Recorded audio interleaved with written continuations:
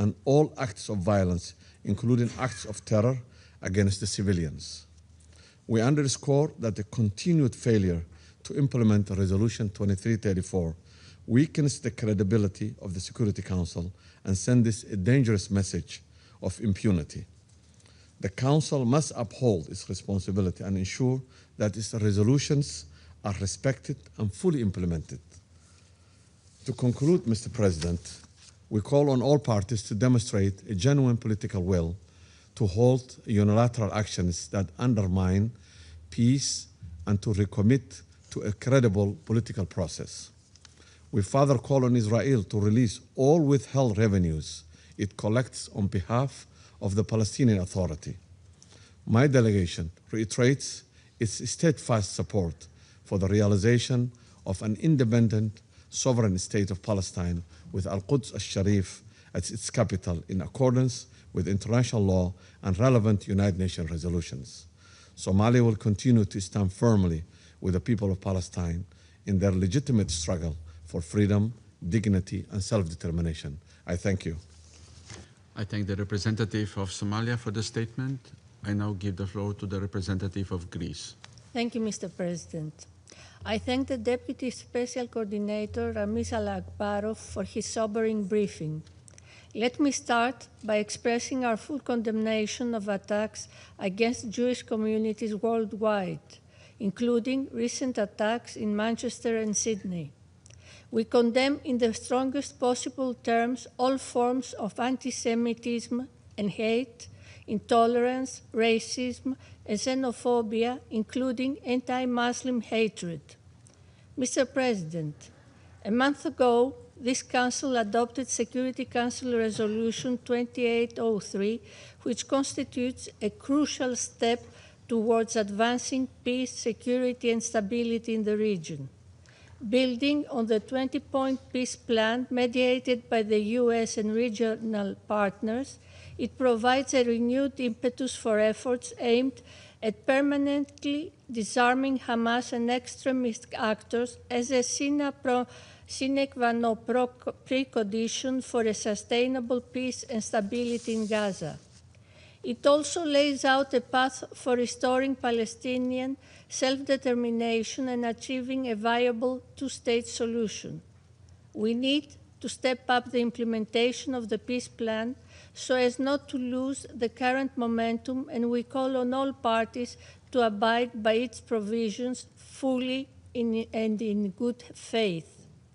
Turning to the Security Council Resolution 2334, which frames today's discussion, let me outline the following points. Implementing policies that contravene Resolution 2334 lead to rising tensions and instability in the West Bank. They also have no legal validity and constitute a flagrant violation of international law. They constitute a serious impediment to the creation of contiguous, sovereign, and viable Palestinian state.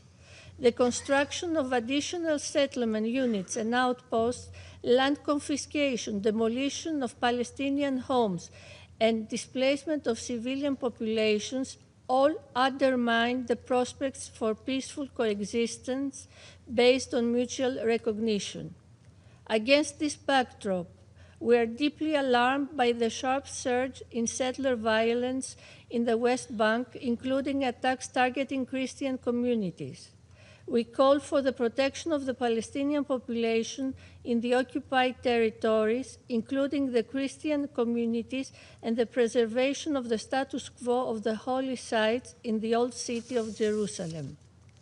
Should the situation in the West Bank continue to unravel, it could further erode the prospect of a two-state solution.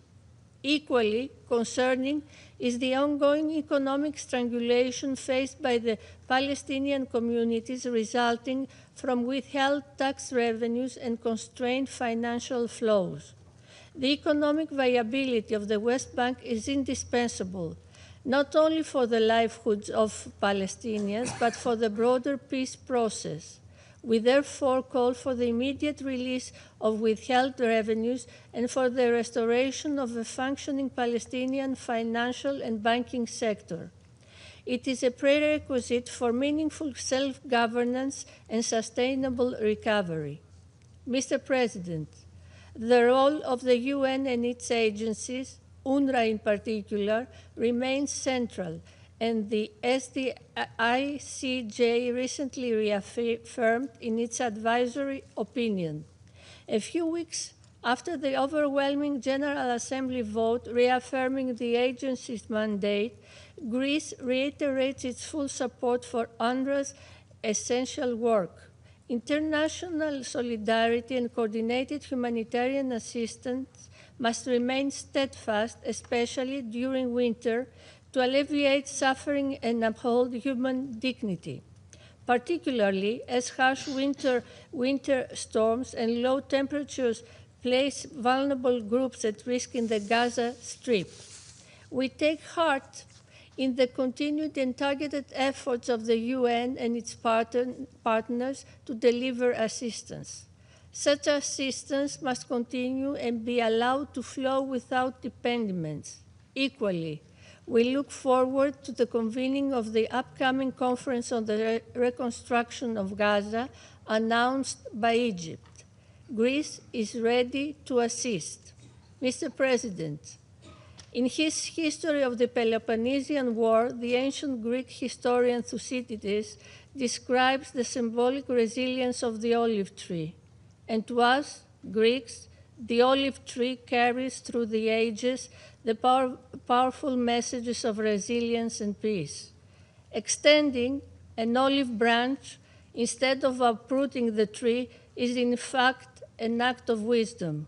We remain unwavering in our conviction that the two-state solution is the only viable way